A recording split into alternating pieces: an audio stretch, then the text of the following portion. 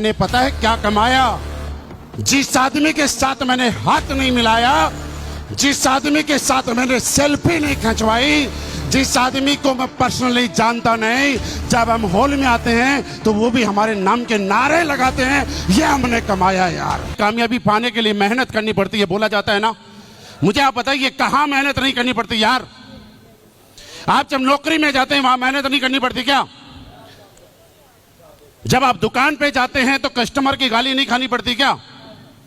आप जब बस चलाते हैं, गाड़ी चलाते हैं, टेम्पू चलाते हैं, छोटे काम की बात करते हैं, क्या वहां पे सवारियां चढ़ती हैं, कंडक्टर और ड्राइवर को गाली देती है कि नहीं देती?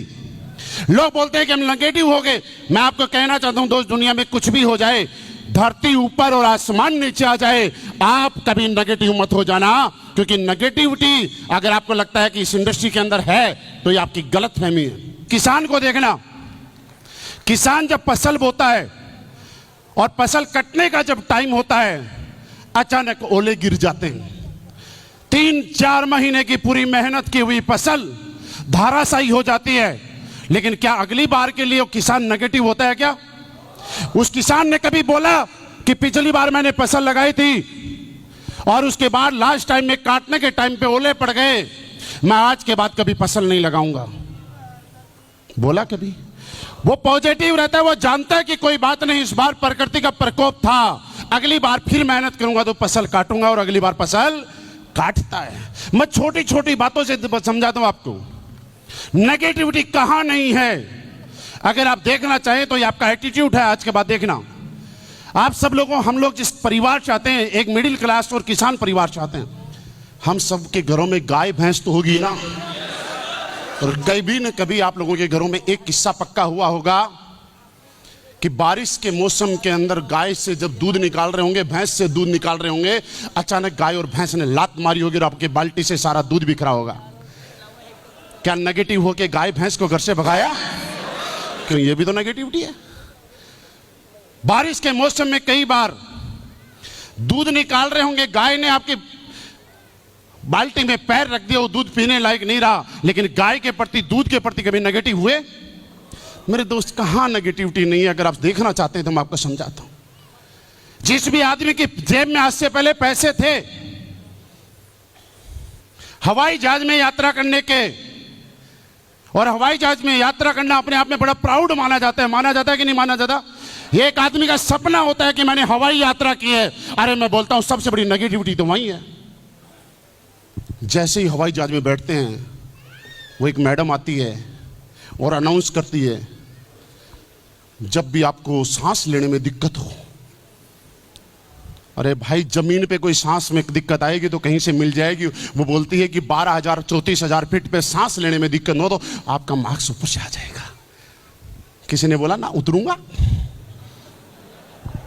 फिर क्या बोलते हैं, आपातकालीन स्थिति में अगर उतारना पड़े, 2 द्वार इधर, 2 द्वार इधर, 2 द्वार इधर। आप जब किसी को प्लान देने जाते हो, बोलते हैं ऐसा कुछ नहीं होता, वो एयर होस्टेस जाते ही बताती है कि अगर आपातकालीन स्थिति में उतारना पड़े तो यहां से कूदना है। नेगेटिव हुए कभी? और सुनो, फिर वो बोलते हैं आग लगने की स्थिति में या किसी दुर्घटना की स्थिति में अगर समुद्र में उतारना पड़े तो आपकी लाइफ जैकेट आपकी सीट के नीचे मिल जाएगी। किसी ने बोला ना बाबा ना, यहां हम नहीं बैठेंगे। हुए कभी नेगेटिव? आज तक हम लोगों ने हमारी जिंदगी में ऐसे बहुत सारे किस्से देखे। एयर का एक्सीडेंट देखा, ट्रेन का एक्सीडेंट देखा, जहां लोग इस धरती के ऊपर दोबारा जिंदा नहीं रह पाए, पता नहीं चला कहां गए। उसके बाद भी जिस आदमी के पास फ्लाइट का टिकट खरीदने की औकात थी, उसने टिकट खरीदा। जिसको ट्रेन में रिजर्वेशन मिलना था और पैसे थे, उसने ट्रेन का टिकट लिया। मुझे बताइए, ऐसी ऐसी नेगेटिविटी जहां पे जान जा सकती है, जब एक इंसान वहां नेगेटिव नहीं हो सकता, तो यहां जहां जिंदगी बन सकती है, क्या यहां पे नेगेटिव होने का हमें हकदार है क्या? हमें कोई हक नहीं है आज के बाद यहां पे नेगेटिव होने का। क्योंकि दोस्तों था क्या, पैसे लगाने थे लगा दिए, और पैसे नहीं लगाए, प्रोडक्ट लिए हैं आपकी जरूरत के अनुसार, आपको जो चाहिए था उसके अनुसार, और आपके 8,000 10,000 15,000 के प्रोडक्ट ने आपके घर में 50,000 लाख और 5-5 लाख रुपए का फायदा किया है। और उसका फायदा क्या है आज मैं समझा रहा हूं। जब आपके हाथों से किसी को प्रोजेक्ट दिया जाता है, यह मत सोचिए कि आपका क्या लेवल होगा, लेकिन सोच के देखिएगा हम लोग काम क्या करते हैं। हम वो काम करते हैं, देश के प्रधानमंत्री जी इस देश को आत्मनिर्भर बनाने के लिए कितनी ही ताकत लगाए, लेकिन फिर भी लोग बेरोजगारी का झंडा लेके बैठेंगे।